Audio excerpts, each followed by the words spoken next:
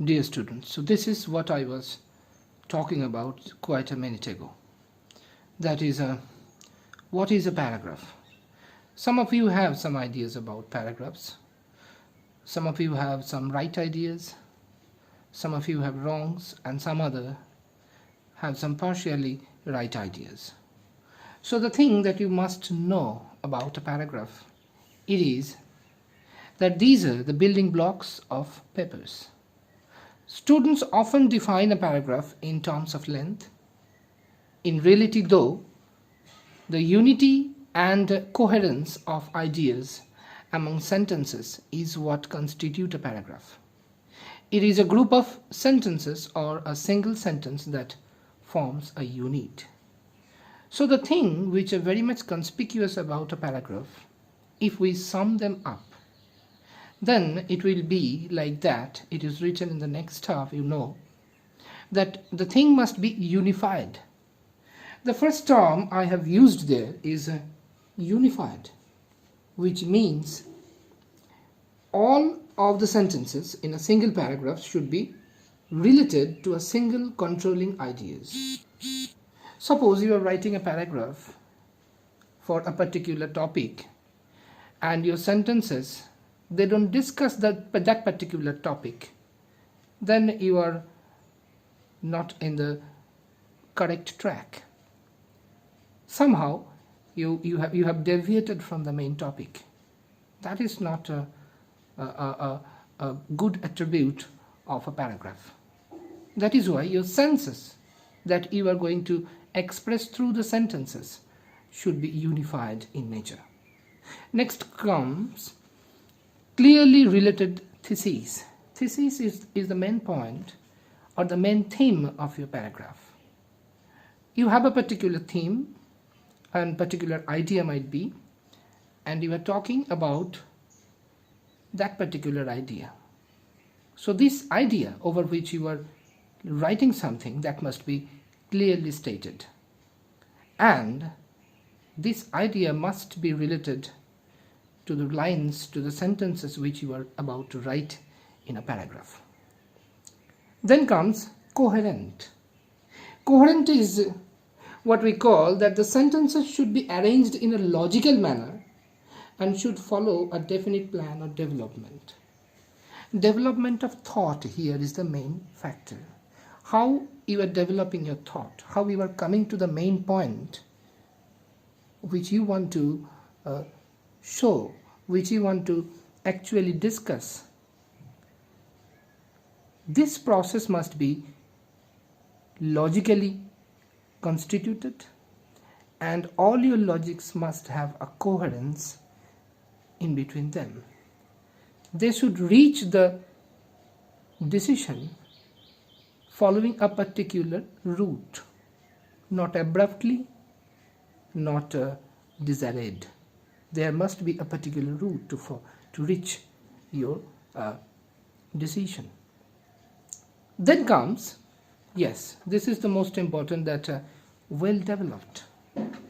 Well developed, which actually means that every idea discussed in the paragraph should be adequately explained and supported through evidence, means you need to produce some data and details that they work together to explain the paragraph's controlling ideas. Means you need to show some data, some evidences in order to support the idea which you are discussing in that very paragraph. Without evidence, you can't prove anything. So showing evidence, adding some data, relevant data with its data source, these are very much important for a particular paragraph. Now I have discussed the steps to process, or 5 steps process to paragraph development. These are the simple tricks, and these are the things that you need to follow in order to form a well developed and a sensible paragraph. So decide on a controlling idea and create a topic sentence. First you need to brainstorm what is the particular idea you are about to write, and you are about to express your views over that particular idea, this should be clearly fixed. You need to fix it clearly, and you need to be confident about it. Then comes the next step, that is explain the controlling idea. Now, explaining controlling idea means the topic which you have decided, that topic you must explain properly. There mustn't be any kind of ambiguity about the topic for yourself, from your part, and from the part of the readers who are about to read that particular paragraph. Give an example. Nothing you can propose, nothing you can convey, whatever kind of idea it is, without an example. So you need to choose a particular example that will help you to show or to present it more clearly to the readers. Readers must be acquainted with your thought process, and that is your duty to constitute your paragraph in a way that the readers find it very easy to follow your thought process, to have a grip over the theme which you are writing over. And that is how the readers will be hooked. The readers will be interested to read your whole paragraph.